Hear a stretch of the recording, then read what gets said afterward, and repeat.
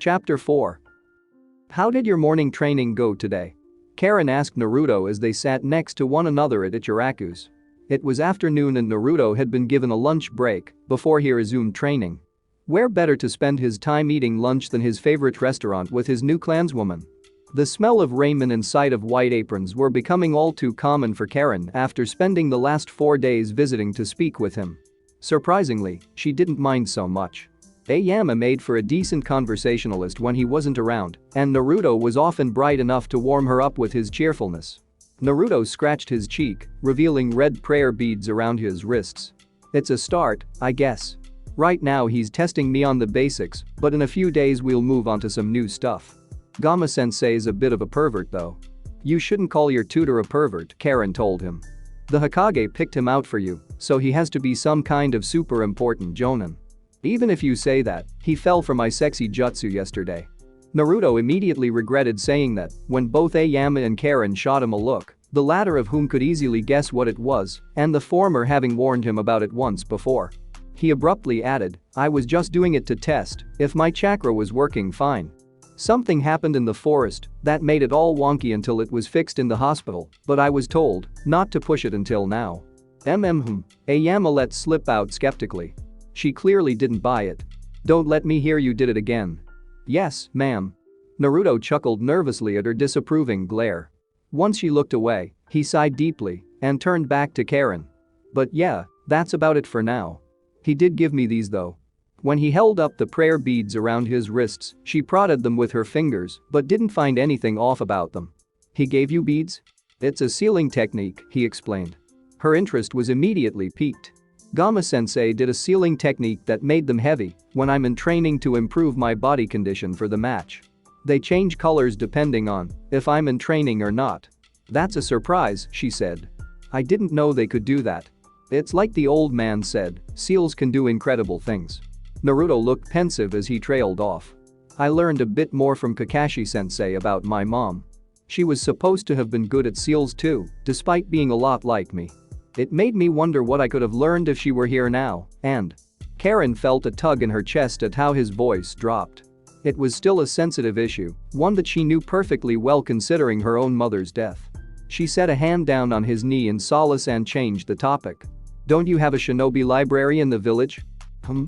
Naruto blinked. I think so. Sakura-chan might have mentioned it once or twice since she likes books. Why?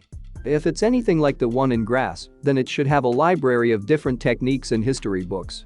You're only a genin, so your access will be limited, but you should be able to check out a couple of basic technique scrolls on sealing arts. His brows seemed to knit at the thought. I thought I was done with books and scrolls when I graduated from the academy, but I guess I can try. Do you want to come with me? Karen shook her head, giving him a sad smile. I can't. I'm not a native kunoichi to this village. There are regulations in place for that sort of thing, and I'm not here on a mission that would require access. Oh right. I had forgotten. It's just that it's nice having someone to really talk to, so I didn't remember.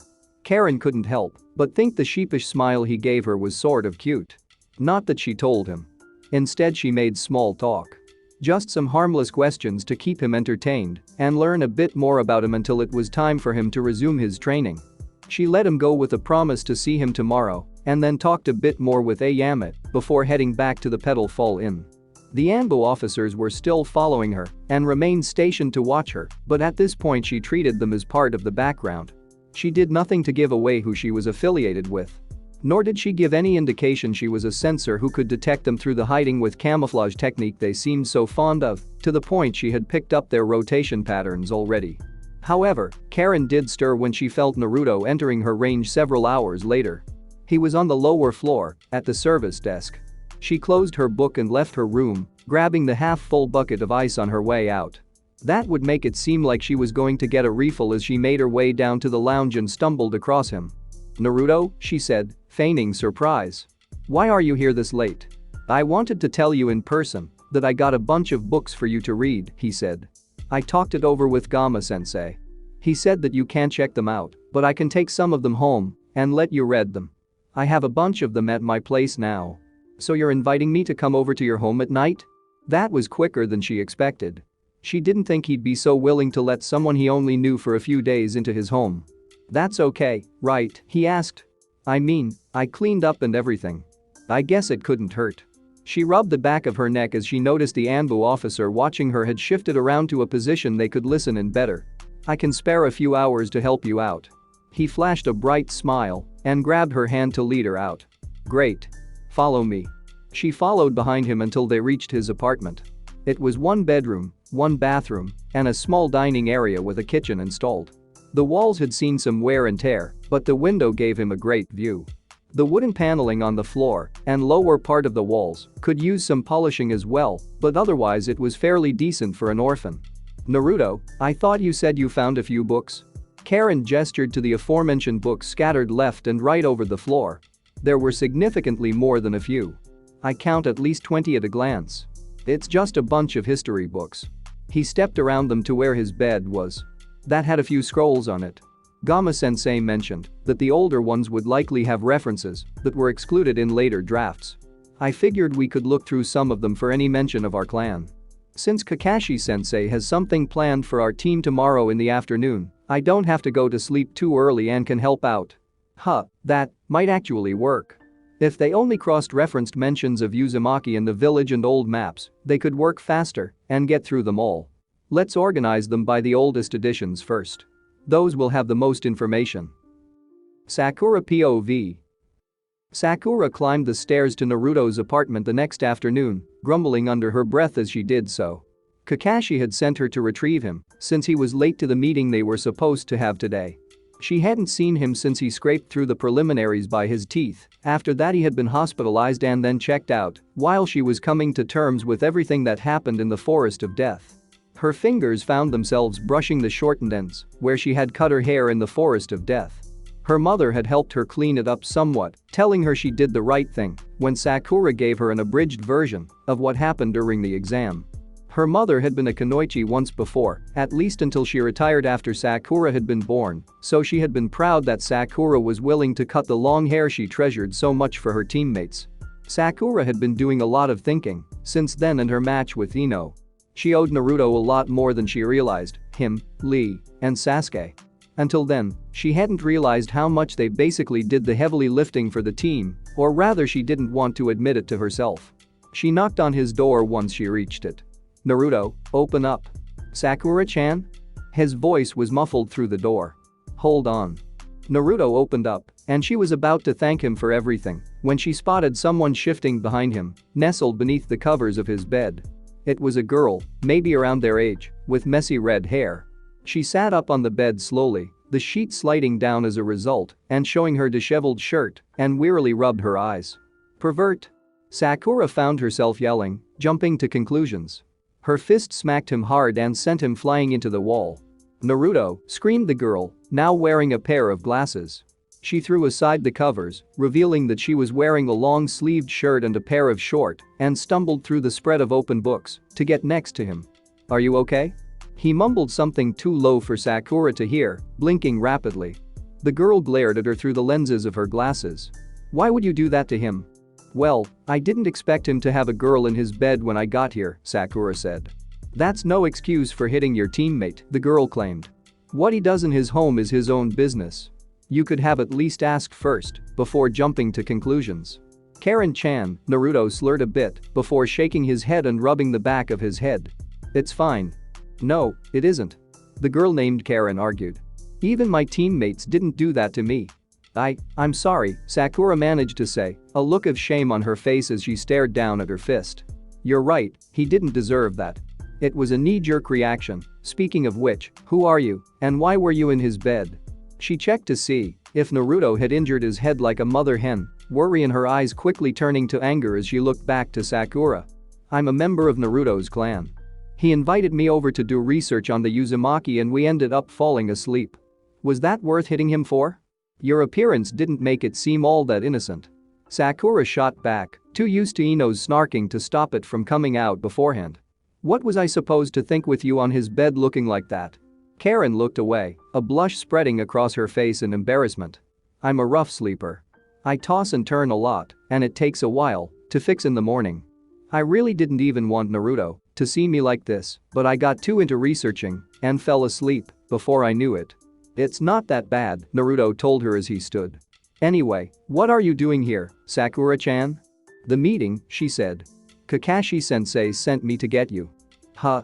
He blinked and turned his head to the clock. Panic set in. Crap. I'm late. The girls watched as hurried into the bathroom and ran the water faucet, brushing his teeth and washing his face within the span of a minute. He slipped into his jumpsuit, hopping on one leg at a time before putting on his sandals. He grabbed a ration bar out of his cabinet last and then made for the door. Stay as long as you like. He told Karen as he bolted past Sakura and jumped over the edge of railing. See you later. He took off running towards the training ground the moment he landed on the street, unintentionally leaving Sakura behind. As for the girls, Karen merely glared at her as she adjusted her glasses. It was almost as if she was sizing her up, judging her for what she had done. It grated on Sakura more than she liked to admit. Sakura turned away from Naruto's supposed clanswoman and jumped over the railing as he had done. She could still feel the girl's eyes on her as she ran to catch up with him. Was she that angry at her? Did it look that bad hitting him like that? The thought bothered her until she and Naruto arrived to the meeting. Kakashi, Team 10, and Team 8 were there, minus Hinata. The poor girl was still in the hospital. Lee too, after what Gaara of the desert did to him. She shuddered at the thought of him being Sasuke's opponent. Kakashi put away his book. Nice of you to finally join us, Naruto. Do try and be punctual next time. You won't be able to become a Chunin if you're late for meetings. Sakura, Naruto, and Sasuke all gave him a flat look at that. I was a Jonin before I started getting lost on the road of life, he said to the silent accusations of hypocrisy. And I'm not late to the important stuff. Well, I had Karen over last night, Naruto said as an excuse. She got really into what we were doing, and we ended up going at it until morning. It wore me out more than I thought. Woohoo! Kiba cheered, breaking up the skeptical and conflicted looks that he was getting from everyone else. Guess there were no hard feelings over his defeat then. Nice, man. Sakura grabbed her wrist and resisted the urge to hit him for how he said that. It was an innocent mistake, judging by how he was looking confused about everything. Naruto meant he was doing research all night with her. There were books everywhere. Ah, that explains it. Kakashi huffed. Next time, work on how you phrase that. Misunderstandings are easy to make without context, and you could have made things complicated for her given she's a visiting kunoichi. You knew about her? Sakura asked, even as Naruto seemed to pick up on his mistake now and face palmed. We've had the luxury of meeting, but I was unaware she was in his home when I sent you, he said, before addressing everyone else listening in. To make a long story short, and Uzumaki from the Hidden Grass found Naruto during the second exam and they've been looking into their clan's history. For more details, you'll have to ask Naruto. Sasuke gave Naruto a hard look. You have a clan? Had, Naruto corrected. I just learned a few days ago. No one pressed him further on it. Had implied past tense, meaning they didn't exist anymore. The fact that he was an orphan only compounded the point. Sakura was good at picking up the little clues. She noticed Sasuke's expression soured a fraction from the context. That was something he could no doubt relate to.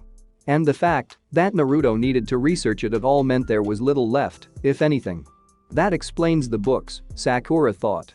Naruto found history class to be boring in the academy, but learning that he had a clan and lost them must have been enough to get him to pull through it. She ran her fingers through her hair, upset that she had gotten so used to hitting him prior to the forest that it was second nature. It was like that Karen girl had said, Naruto hadn't deserved it when he was dealing with all of this.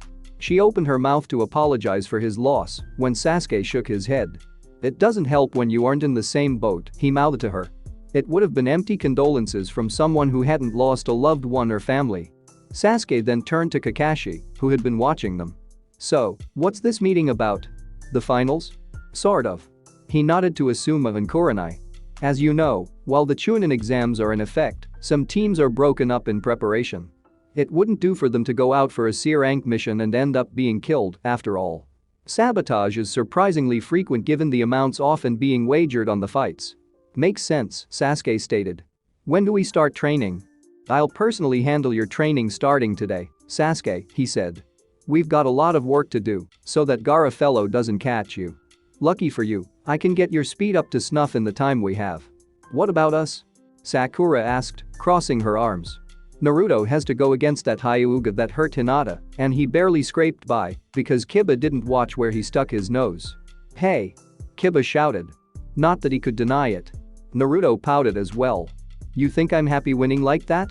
I don't want to be known one day as the Hokage who became a Chunin because of a fart. If my chakra wasn't messed up back then, I would have beaten him fair and square. Please, me and Akamaru were wiping the floor with you the entire time. Kiba claimed, Akamaru backing him with a bark. That's not how I remember it, Naruto rebutted. I mean, I seem to remember you taking out Akamaru on your own after I changed into. Naruto has a personal trainer, Kakashi Kuden, before they kept going and came to blows again. As for you, Sakura, this is a chance for you and the others who didn't get into better yourselves. The teams are temporarily split apart due to the members who have personalized training. Why not use this opportunity to ask Kurenai for advice on Genjutsu or reconnect with an old friend? The rest of the meeting was more or less the same, everyone talking about what to do in the interim between the matches and now. Hours later, once the meeting was done and they were free to leave, Sakura approached Naruto before he could wander off. Sasuke was already gone, eager to begin his training. I'm sorry for hitting you earlier, she told him. Your clanswoman, I suppose, was right. You didn't deserve that, or most of the other times I've hit you for being annoying. I said it was fine. He tilted his head. Why are you pressing it? I've been doing a lot of thinking since the Forest of Death and the preliminaries, she admitted. Once the danger passed and things settled down to the point I could go to sleep in my own bed, I began to reflect on everything. Sasuke, you and Lee, I treated you all wrong in different ways, but you were all willing to fight and die for me. If I don't make an effort to change, then it means I'd be disrespecting that. Naruto seemed to grasp what she was saying. She wanted to make a change to better herself so that she never had to watch from the sidelines as her comrades fought and died for her. He nodded his head and smiled. Okay then. Apology accepted. Sakura motioned towards the village proper. I'm going to visit Lee in the hospital. Would you like to come with me to see Hinata too? He grinned. Yeah, I should tell her about how I'm going to wipe the floor with her cousin. Hold up. Kiba called, Shino by his side. We're coming too. The more the merrier. The four of them then departed to see their hospitalized friends, hoping to cheer them up before they threw themselves into their training for the finals. End of chapter 4.